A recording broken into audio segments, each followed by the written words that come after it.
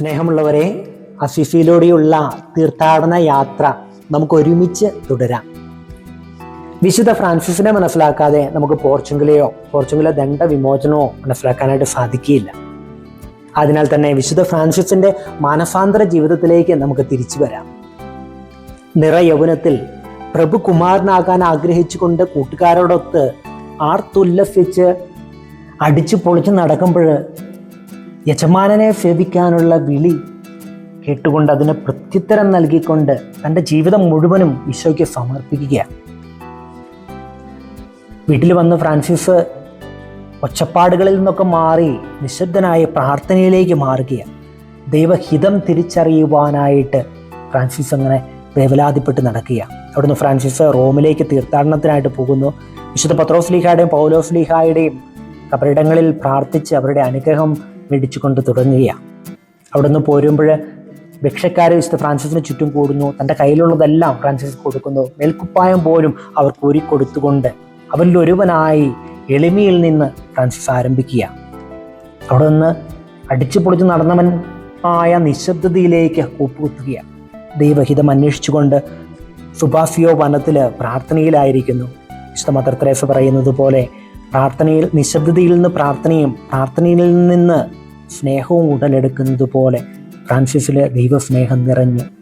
എനിക്കിഷ്ടമല്ലായിരുന്ന കുഷ്ഠരോഗികളുടെ അടുത്തേക്ക് ചെന്ന് അവരെ കെട്ടിപ്പിടിക്കുന്നു. അത് ക്രിസ്തുവായിട്ട് മാറുന്നത് ഫ്രാൻസിസ് അനുഭവിച്ചറിയുന്നു. ഇത് സാൻ റൂഫിനോ ചർച്ച്. ഇതിൻ്റെ അടിയിലുണ്ടായിരുന്ന ചെറിയ ഈ റൂമിൽ ഫ്രാൻസിസ് ഒറ്റയ്ക്ക് പോയിരുന്ന് പ്രാർത്ഥിക്കുന്നു. ദിവസങ്ങളോളം ഇവിടെ ഇരുന്ന് പ്രാർത്ഥിക്കുകയാണ് ഫ്രാൻസിസ്. അങ്ങനെ ദൈവസ്നേഹത്താൽ നിറഞ്ഞ് ഫ്രാൻസിസ് കുഷ്ഠരോഗികളുടെ അടുത്തേക്ക് പോകുന്നു. അവരെ ശുശ്രൂഷിക്കുന്നു. അവർക്ക് വേണ്ടതൊക്കെ ചെയ്തു കൊടുക്കുന്നു. ഫ്രാൻസിസ് പ്രാർത്ഥിക്കാൻ പോകുന്ന മറ്റൊരു ദേവാലയമാണ് ഇത് പൊളിച്ചു കിടന്നിരുന്ന സാന്താമിയാനോ ദേവാലയം. അവിടെ പോയിരുന്ന ഫ്രാൻസിസ് ഒത്തിരി നേരം പ്രാർത്ഥിക്കുമായിരുന്നു. സമയം ദിവസങ്ങളൊക്കെ കടന്നു പോകുമ്പോഴും ഫ്രാൻസിസ് അവിടെ ഇരുന്ന് നിശബ്ദമായിട്ട് പ്രാർത്ഥിക്കുകയാണ്. വിശുദ്ധ ഫ്രാൻസിസിൻ്റെ മനോഹരമായൊരു പ്രാർത്ഥന ഇങ്ങനെയാണ്: Most high, glorious God, enlighten the darkness of my heart. Give me a right faith, firm hope, and perfect charity, so that I may carry out your true and holy will.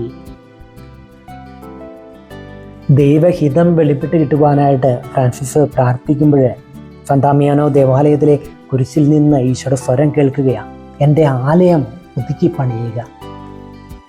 അങ്ങനെ ആലയം പുതുക്കി പണിയുവാനായിട്ട് Francis തൻ്റെ കുതിരയും തനിക്കുള്ളതെല്ലാം വിറ്റ് അപ്പൻ്റെ കയ്യിൽ നിന്ന് കുറേ പൈസയൊക്കെ എടുത്തുകൊണ്ട് ആ ദേവാലയത്തിലെ വൈദികൻ്റെ കയ്യിൽ കൊടുത്തുകൊണ്ട് പുനരുദ്ധരിക്കാൻ പറയുകയും അപ്പനും മകനും തമ്മിലുള്ള കൺഫ്യൂഷൻ അറിയാത്തത് കൊണ്ട് വൈദികൻ അത് സ്വീകരിക്കുന്നില്ല.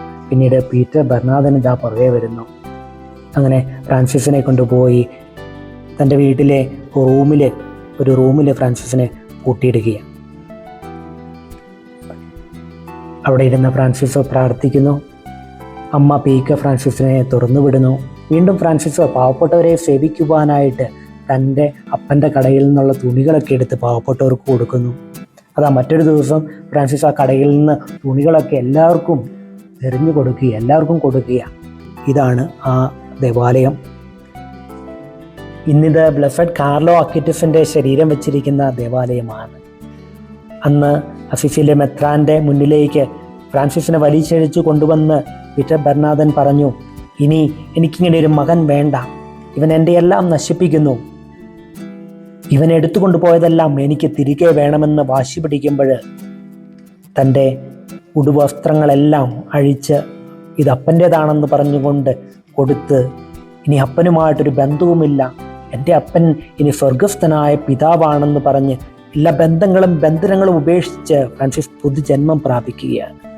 ആദ്യത്തെ ഫ്രാൻസിസ്കൻ സന്യാസി ലോകത്തിലേക്ക് പിറവി കൊള്ളുകയാണ്. പിന്നീടുള്ള 2-3 മാസങ്ങൾ ഫ്രാൻസിസ് സുബാസിയോ വനത്തിൽ പ്രാർത്ഥനയിലും ധ്യാനത്തിലൊക്കെയായി അവിടെ നിന്ന് ഭിക്ഷയാചിച്ചൊക്കെയായിട്ട് തൻ്റെ ജീവിതം മുന്നോട്ട് കൊണ്ടുപോവുകയാണ്. പിന്നീട് സാന്താമിയാനോ ദേവാലയം പുതുക്കി പണിയുന്നു. 1208 ആ ദേവാലയത്തിൻ്റെ പണി പൂർത്തിയാക്കി അസിസിയിലെ ഏറ്റവും താഴ്വാരത്തുള്ള പോർച്ചുഗലിലേക്ക് ഫ്രാൻസിസ് വരിക. ഇതാണ് പോർച്ചുഗൽ. പോർച്ചുഗൽ എന്ന വാക്കിൻ്റെ അർത്ഥം ലിറ്റിൽ പ്ലേസ്, ചെറിയ സ്ഥലമെന്നാണ്. ഇന്നിത് വലിയ ഒരു ദേവാലയമാണ്. ഈ ദേവാലയത്തിൻ്റെ ഉള്ളിൽ വിശുദ്ധ ഫ്രാൻസിസ് പണിത മനോഹരമായ ആ ചെറിയ പള്ളി, ഫ്രാൻസിസ് പണിത പള്ളികളിലെ ഏറ്റവും ചെറിയ പള്ളിയാണ് പോർച്ചുഗൽ ദേവാലയം. ഫ്രാൻസിസ് ഈ ദേവാലയം പണിയുന്നത് അസിസിയിലെ തെരുവീഥികളിലൂടെ, വീടുകളിലൂടെ നടന്ന് ഒരു കല്ല് തരുന്നവന് ഒരു അനുഗ്രഹം, 2 കല്ല് തരുന്നവന് 2 അനുഗ്രഹം, 3 കല്ല് തരുന്നവന് 3 അനുഗ്രഹം ദൈവം തരുമെന്ന് പറഞ്ഞുകൊണ്ട് യാചിച്ച് മേടിച്ചാണ് ഈ ദേവാലയം പണിയുന്നത്. അസിസിയിലെ ധനികനായിരുന്ന ബെർണാർഡോ കുൻഡവാലെ എന്ന ഒരു വ്യക്തി ഫ്രാൻസിസിൻ്റെ കൂടെ ചേരുവാനായിട്ട് ആഗ്രഹിക്കുന്നു. ഫ്രാൻസിസ് പറയുന്നു, നിനക്കുള്ളതെല്ലാം വിറ്റ് ദരിദ്രർക്ക് കൊടുത്തതിന് ശേഷം ഈശോയെ അനുഗമിച്ചു കൊള്ളുക. ബെർണാർഡോ കുൻഡവാലെ തനിക്കുള്ള സമ്പാദ്യം എല്ലാം വിറ്റ്, ധനികനായ മനുഷ്യനെല്ലാം വിറ്റുകൊണ്ട് ഫ്രാൻസിസിൻ്റെ കൂടെ ചേരുകയാണ്. പിന്നീട് പീറ്റർ കത്താനി, ജൈൽസ്, ഫിലിപ്പ്, അങ്ങനെ ഒത്തിരി പേര് ഫ്രാൻസിസിൻ്റെ കൂടെ ചേരുന്നു. അവരൊരുമിച്ച് ഇവിടെ ഇരുന്ന് പ്രാർത്ഥിച്ചുകൊണ്ട് തങ്ങളുടെ ഫ്രാൻസിസ്കൻ ജീവിതം അങ്ങനെ ആരംഭിക്കും. ഇതാണ് ഫ്രാൻസിസ്കൻ സന്യാസം പിറവികൊണ്ട ആശ്രമം, വിശുദ്ധ ഫ്രാൻസിസ് ജീവിച്ച ആശ്രമം. ഇത് ആദ്യത്തെ ഫ്രാൻസിസ്കൻ ആശ്രമത്തിലെ ചെറിയൊരു പൂന്തോട്ടമാണ്. ഈ പൂന്തോട്ടത്തിൻ്റെ പ്രത്യേകത, ഇവിടെ പലതരം റോസുകളുണ്ട്, അതിലൊന്നിനും മുള്ളില്ല. കാരണം പറയുക, വിശുദ്ധ ഫ്രാൻസിസിന് ഒരിക്കൽ പ്രലോഭനമുണ്ടായപ്പോൾ മുള്ളുകളുള്ള ഈ റോസയ്ക്കിടയിൽ കിടന്ന് ഉരുണ്ടു. അന്നു മുതൽ ഈ റോസുകൾക്കൊന്നും മുള്ളുകളില്ല.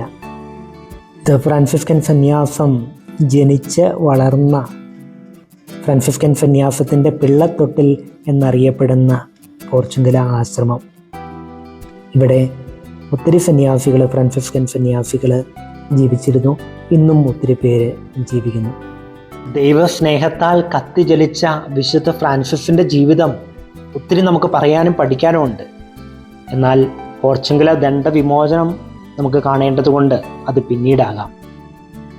വിശുദ്ധ ഫ്രാൻസിസ് ജീവിച്ച് മരിച്ചത് ഇവിടെ വെച്ചാണ്.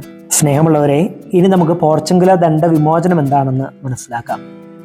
അസിസിയിലെ വിശുദ്ധ ഫ്രാൻസിസിലൂടെ ദൈവം നമുക്ക് തന്നിരിക്കുന്ന വലിയൊരു അനുഗ്രഹമാണിത്. ഗ്രേറ്റ് പാർഡൺ ഓഫ് അസിസി എന്നും ഇത് അറിയപ്പെടുന്നു.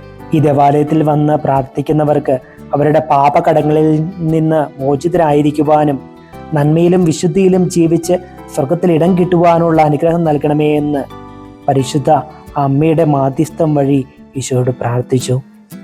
ഈശോ ആ പ്രാർത്ഥന കേട്ട് മാർപ്പാപ്പയിൽ നിന്ന് അനുവാദം മേടിക്കുക, ആ അനുഗ്രഹം നിങ്ങൾക്ക് ലഭിക്കുമെന്ന് പറഞ്ഞ് പിറ്റേ ദിവസം തന്നെ പെറൂജിയിൽ സന്ദർശനത്തിലായിരുന്ന ഹൊണോരിയസ് മൂന്നാമൻ മാർപ്പാപ്പയെ ചെന്ന് കണ്ട് ഫ്രാൻസിസ് തനിക്കുണ്ടായ ദർശനം വിവരിച്ചു. അങ്ങനെ അന്ന് വരെ ഭാഗികമായ ദണ്ഡവിമോചനം കൊടുത്തിരുന്ന മാർപ്പാപ്പ എത്ര വർഷത്തേക്ക് എന്ന് ചോദിച്ചപ്പോൾ ഫ്രാൻസിസ് പറഞ്ഞു, ആത്മാക്കളുടെ രക്ഷയ്ക്ക് വേണ്ടിയാണ് പിതാവേ, എല്ലാ വർഷവും വേണം. അങ്ങനെ അന്നു മുതൽ ഓഗസ്റ്റ് 2-ാം തീയതി പോർച്ചുഗലിൽ വന്ന് പ്രാർത്ഥിക്കുന്നവർക്ക് ദണ്ഡവിമോചനം പ്രാപിക്കാനുള്ള ഭാഗ്യം ലഭിച്ചു. പിന്നീട് അത് മാർപ്പാപ്പമാർ പുനരംഗീകരിക്കുകയും 1481 സിക്സ്റ്റസ് 4-ാമൻ മാർപ്പാപ്പ അത് എല്ലാ ഫ്രാൻസിസ്കൻ ദേവാലയങ്ങളിലേക്കും വ്യാപിപ്പിച്ചു. 1967 പോൾ 6-ാമൻ മാർപ്പാപ്പ വീണ്ടും അത് പുനരംഗീകരിക്കുകയും ഫ്രാൻസിസ്കൻ ദേവാലയങ്ങളിൽ ഓഗസ്റ്റ് 2-ന് വന്ന് പൂർണ്ണ ദണ്ഡവിമോചനം പ്രാപിക്കുവാനായിട്ട് ആഹ്വാനം ചെയ്യുകയും ചെയ്തു. സ്നേഹമുള്ളവരെ, എന്താണ് പൂർണ്ണ ദണ്ഡവിമോചനം എന്ന് നമുക്ക് മനസ്സിലാക്കാം. ഓരോ പാപത്തിനും അതിൻ്റെതായ ശിക്ഷയുണ്ട്. താൽക്കാലിക ശിക്ഷയുണ്ട്, നിത്യമായ ശിക്ഷയുണ്ട്. നിത്യമായ ശിക്ഷയിൽ നിന്ന് ഈശോ തൻ്റെ പീഡാനുഭവവും കുരിശുമരണവും മുഖേന തൻ്റെ രക്തത്തിൻ്റെ വില കൊടുത്ത്, തൻ്റെ ജീവൻ്റെ വില കൊടുത്ത് നിത്യശിക്ഷയിൽ നിന്ന് രക്ഷിച്ചു. എന്നാൽ താൽക്കാലികമായ ശിക്ഷ, അത് ഓരോ പാപത്തിൻ്റെയും ശിക്ഷയ്ക്ക് നമ്മൾ പരിഹാരം അനുഷ്ഠിച്ചേ മതിയാവൂ. ഈ ലോകത്തിലെ പരിഹാരം അനുഷ്ഠിച്ചില്ലെങ്കിൽ ശുദ്ധീകരണ സ്ഥലത്തിലെ പരിഹാരം അനുഷ്ഠിക്കേണ്ടിയിരിക്കുന്നു. കുമ്പസാരിച്ച് ഒരു സ്വർഗ്ഗസ്ഥനായ പിതാവും ഒരു നന്മ നിറഞ്ഞ മറിയവും ഒരു ത്രിത്വസ്തുതിയും ഒരു വിശ്വാസ പ്രമാണവും ചൊല്ലി മാർപ്പാപ്പയുടെ നിയോഗങ്ങൾക്ക് വേണ്ടി പ്രാർത്ഥിച്ച് വിശുദ്ധ കുർബാന സ്വീകരിച്ചുകൊണ്ട് നമുക്കും ഈ പോർച്ചുഗല ദണ്ഡ വിമോചനം പ്രാപിക്കും. നമ്മുടെ കർത്താവായ ഈശോ മിശിഹായുടെ കൃപയും പിതാവായ ദൈവത്തിന്റെ സ്നേഹവും പരിശുദ്ധാത്മാവിന്റെ സംസർഗവും വിശുദ്ധ ഫ്രാൻസിസ് അസിസിയുടെ മാധ്യസ്ഥവും നമ്മെല്ലാവരോടും കൂടെ ഉണ്ടായിരിക്കട്ടെ.